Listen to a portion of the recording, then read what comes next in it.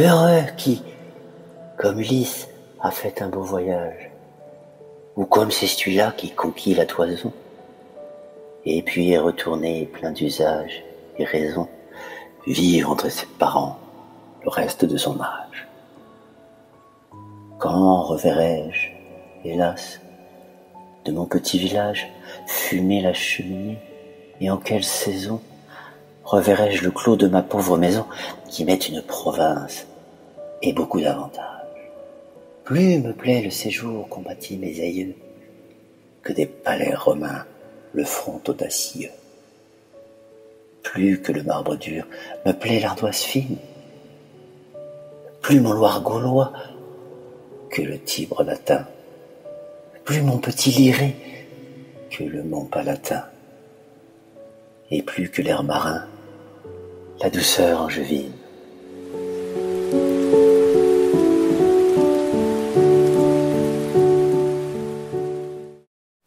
Bonjour, cette semaine je vous propose de réaliser un film pour illustrer ce merveilleux poème de Joachim du Bellay. C'est tiré d'un recueil de poèmes qui s'appelle Regret au milieu du XVIe siècle. Alors pourquoi ce recueil s'appelle Regret ? Parce que Joachim du Bellay, dans tous ses poèmes, il parle de son pays natal qui lui manque beaucoup.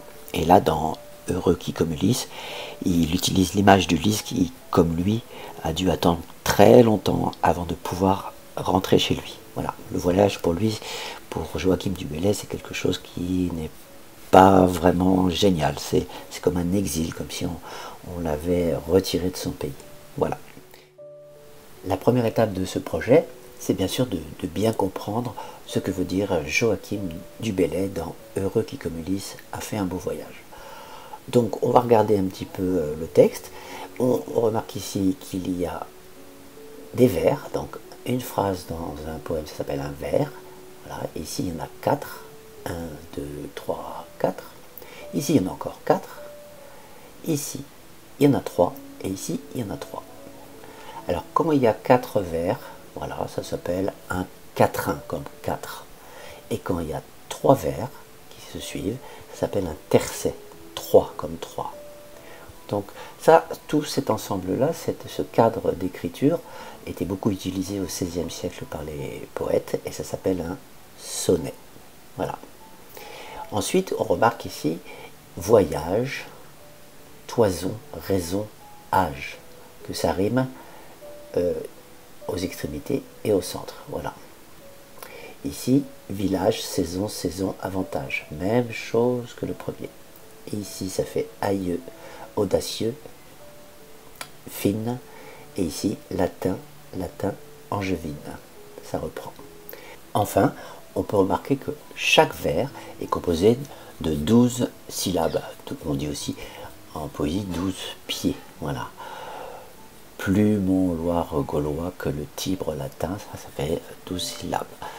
Donc, chaque vers qui fait 12 syllabes, ça s'appelle un alexandrin.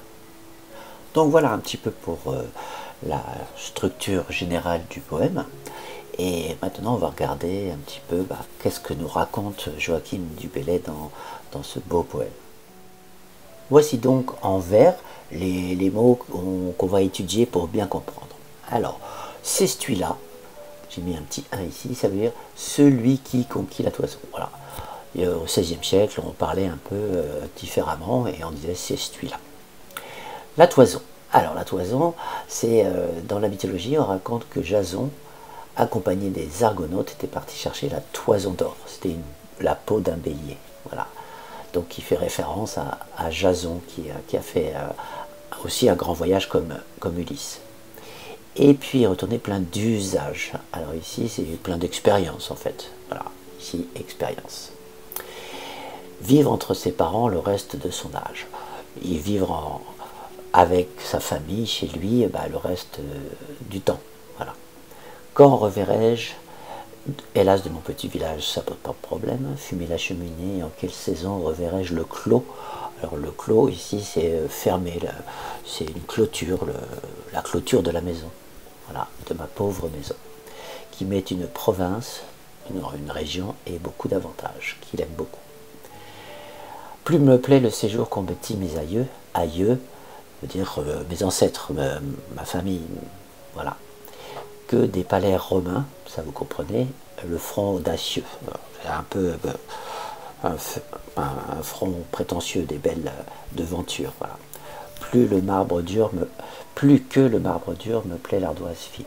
Alors le marbre, vous savez, c'est beaucoup utilisé chez les Romains, à Rome, et l'ardoise, c'est souvent utilisé dans des villages un peu moins riches, voilà, ça recouvre les toits, c'est une pierre noire fine. Plus mon Loire, alors le Loire ici parle du fleuve la Loire, gaulois, français donc, que le Tibre, bon ça c'est, vous savez, c'est la rivière qui passe à Rome, enfin le fleuve qui passe à Rome. Plus mon petit Liré, ça c'est Liré, c'est son village, c'est le village, il vivait, on appelle la région d'Anjou, voilà, et il s'appelle Liré, que le mont Palatin. Donc le mont Palatin c'est l'une des 7 collines de Rome, voilà. Et plus que l'air marin, la douceur angevine. Donc Angevine, ça vient du nom de la ville d'Angers, la région où il habitait. Voilà. Donc il parle en même temps, vous voyez, de l'Italie, des Romains et de son petit village, Liré, qui était dans la région du Maine-et-Loire. Voilà. Le poème commence bien, il commence par heureux. Et qui est heureux, on l'a vu, c'était Ulysse et Jason pour la Toison d'Or. Et pourquoi ils sont heureux? En fait, parce qu'ils ont fait un grand voyage, on le sait, hein, ces héros de l'Antiquité ont fait des grands voyages, et finalement, ils sont rentrés chez eux avec leur expérience, et ils sont rentrés avec leur famille, et donc là, ils étaient heureux. On remarque aussi qu'ici, on emploie ces heureux qui, comme Ulysse, hein, c'est la 3e personne du singulier il. Et tout d'un coup, qu'est-ce qui se passe? C'est le poète qui parle. Il parle de lui. Voilà. Donc la première partie, c'est un peu général. On parle, tiens, les voyageurs, ils sont heureux parce qu'ils sont rentrés chez eux. Et ici, et moi, je suis triste. J'ai quitté mon endroit. Et moi, je suis malheureux, en fait. Voilà. Et enfin, dans les 2 derniers tercets, ici, il va comparer les endroits de Rome où il a été en voyage et les endroits qu'il aime beaucoup en France, chez lui. Et il préfère, bien sûr, chez lui. Plus me plaît le séjour qu'ont bâti mes aïeux. Il préfère sa maison que des palais. Plus que le marbre dur me plaît l'ardoise fine. Plus mon Loire gaulois que le Tibre latin. Plus mon petit Liré que le mont Palatin. Et plus que l'air marin, la douceur angéline. Voilà. Donc maintenant qu'on a bien compris ce poème, vous allez l'écrire sur une feuille, alors très bien écrit, et surtout vous allez sauter une ligne entre chaque vers.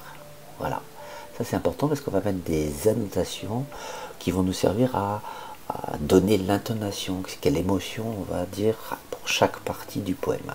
Donc vous allez chercher une feuille, vous l'écrivez ce poème très bien écrit, parce qu'il va falloir le lire après, hein, le lire et l'enregistrer, avec l'intonation.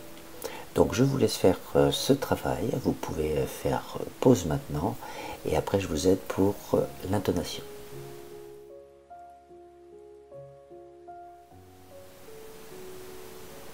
Voici en vers des indications qui vont vous permettre de mettre de l'émotion dans ce poème. Alors évidemment, heureux, ça va être, il est content, c'est de la joie, il faut parler fort, voilà. Ici on peut parler doucement, faire des pauses entre les virgules, et avec un ton quand même heureux, voilà. Ou comme c'est celui-là qui conquit la toison, il faut parler comme un héros, et voilà, Jason c'est un héros, avec fierté, bravo. Et lentement, en tournant la tête comme si le héros traversait la mer, vous dites, et puis retournez, plein d'usage et raison. Voilà. Ça, c'est la façon dont vous allez le dire. Et sur un ton très sage, parce que très sûr de soi, il est content, parce qu'il est rentré chez lui, le voyage a changé le héros, il est devenu fort. Vous allez pas trop vite, mais il est heureux de rentrer chez lui. Et ici on passe un petit peu un ton différent, là il faut la tristesse du poète qui lui aimerait bien rentrer chez lui, quoi. Alors là c'est plutôt très doucement, très tristement et presque en pleurant. Alors faut pas exagérer, mais presque. Voilà, c'est vraiment triste. Il faut vous entraîner à faire ça. Même chose pour fumer la cheminée, en quelle raison. Ici reverrai-je le clos de ma pauvre maison, qui m'est une province et beaucoup d'avantages. Là c'est deux derniers vers. Alors on va essayer de parler un petit peu de plus en plus fort, parce que lui veut montrer qu'il préfère vraiment sa région. Il la compare presque à un pays, donc il part de sa pauvre maison, il la compare ensuite à sa maison, c'est son pays, donc il exagère un peu. Donc aussi on exagère un peu, on monte le ton, donc on va de plus en plus fort pour montrer que le poète, pour le poète, sa maison est un vrai pays pour lui, donc bien fort. Et ici, bah, c'est les comparaisons entre le Rome et chez lui, hein, près d'Angers. Donc ici, c'est assez facile. Là, il est plutôt content quand il parle de chez lui. Donc, vous parlez avec enthousiasme, bonheur. Wow, super, là, c'est bien. Et là, par contre, il n'aime pas c'est horrible ce qui se passe à Rome. Donc là, il faut parler avec dégoût, rejet, sans exagérer, bien sûr. Et donc ici, plus que marbre dur, ça c'est à Rome, c'est le dégoût, le rejet. Il préfère l'ardoise, content. Plus mon Loire gaulois, plutôt bonheur. Hein. Et ici, rejet. Plus mon petit Liré, là, c'est chez lui, que le Mont Palatin. Et même l'air marin pendant les voyages, lui, il préfère sa maison, près d'Angers. Donc ces indications, vous allez les noter bien d'une autre couleur sur votre feuille sur laquelle vous avez écrit votre poème en sautant des lignes, et vous allez vous entraîner à le lire. Je ne vous demande pas d'apprendre par cœur, vous allez le savoir par cœur à la fin de toute façon, mais essayez de bien le lire, d'être concentré, de bien lire les indications, de donner de l'émotion. Voilà. Donc là, il faut s'entraîner pas mal de fois, et ensuite, on va passer à la séance d'enregistrement, et je vous explique la procédure. Voici le Padlet, vous allez enregistrer la voix de votre poème. Voilà. Donc, je l'ai dit tout à l'heure, hein, il faut absolument que vous entraîniez pour le dire avec émotion. Et quand vous allez enregistrer, vous êtes bien assis devant votre ordinateur, la feuille devant, ne touchez pas la feuille pour pas qu'on l'entende. Concentrez-vous, qu'il n'y ait pas de bruit autour, ça c'est important. Concentrez-vous et dites votre poème. Alors voilà, quand vous êtes entraîné, c'est très facile. Pour mon enregistrement audio, donc vous appuyez sur le petit crayon comme d'habitude, et ici il y a 3 petits points. Regardez, ici quand on fait, il y a 3 petits points. Voilà, donc vous cliquez dessus, hop, et ensuite ici il y a voix. Enregistrer la voix. Donc vous allez enregistrer votre voix. Donc vous appuyez dessus, hop, et là ça ne démarre pas, hein, on voit ça bouge ici, parce que c'est le micro, c'est mon micro, donc quand je parle fort, ou pas, voilà. Et quand vous cliquez là, l'enregistrement commence. Alors là, vous commencez l'enregistrement, voilà, c'est parti, il enregistre, et quand vous avez fini votre poème, vous rappuyez sur pause, voilà, et vous cliquez ici, là, sur, comment on dit, hop, sur playback and save, ok, voilà, vous appuyez. Ah, ça vous semble bien, on peut l'écouter, si vous êtes content de vous. Voilà, là j'entends ce que je viens de dire.